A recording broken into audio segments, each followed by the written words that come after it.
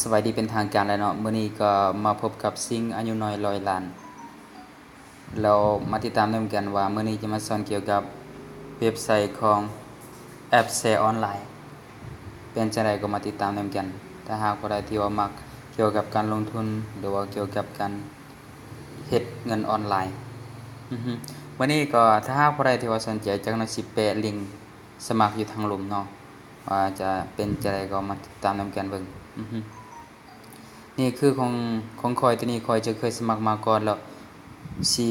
แก้ไปตามรอยนี่เลยที่ว่าให้มันสบายขึ้นนี่ก็คือพาสเวิร์ดนี่ก็คือใส่เลขรหัสของเรารหัสตัวนี้ต้องเจอนะเป็นรหัสผ่านของเรา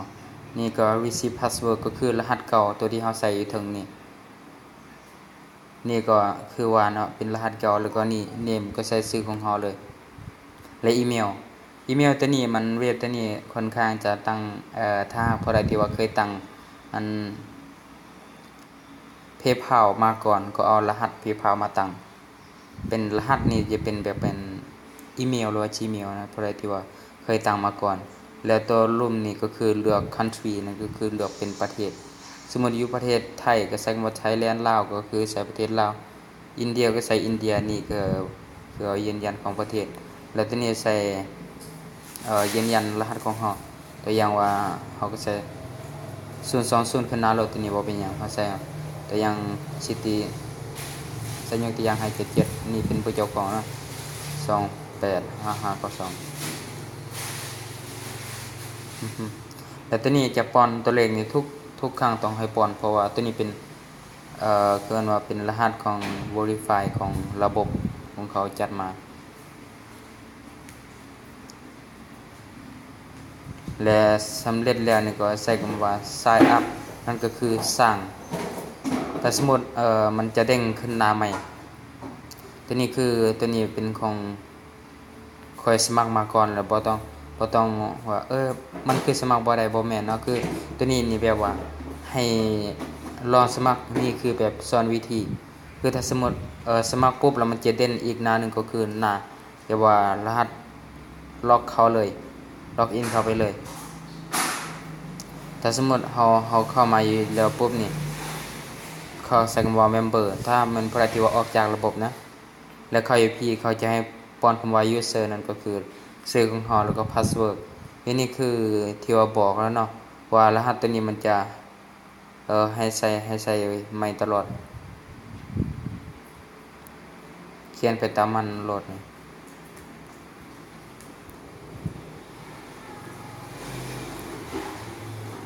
แล้วก็ใส่คำว่า login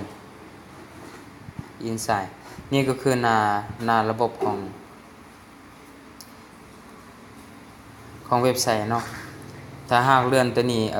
ตัวสีเหลืองสีเขียวสีฟ้าจังพวกนี้มันจะเป็นแบบอัตราของเงินมันลดลงเด้มันจะเป็นแบบนี้ตัวนี้มันจะเป็นเว็บฟรีนะเขาให้เฮาคลิกโฆษณามื้อละ 0.04 ต่อ1คลิกมื้อนี้เจ้าของก็ลืมไปคลิกไปก่อนเขาจะให้มื้อนึงก็คือมื้อละคลิก10ครั้งคันครบ10ครั้งตัวนี้คือตัวที่ว่าค่อยได้เฮ็ดไปค่อยได้อยู่ $0.40 ถ้าว่าจะคลิกจะได้เฮ็ดจะได้เนี่ยมาติดตามกันต่อไป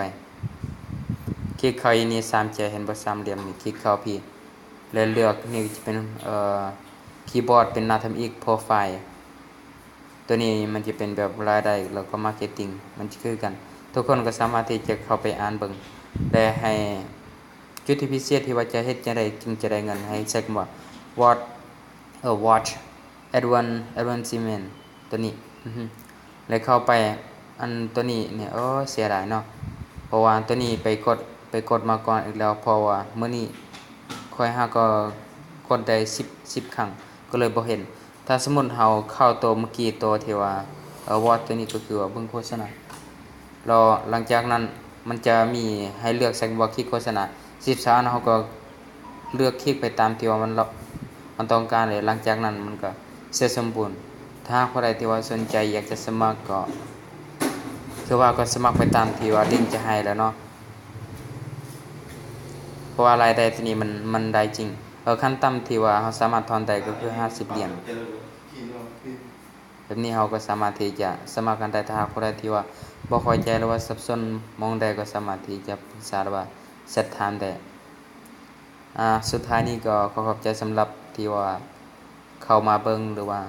คิดว่าถ้าหากผู้ใดที่เฮ็ดหวังว่าจะเป็นเศรษฐีนำกันเนาะขอขอบใจสำหรับการติดตาม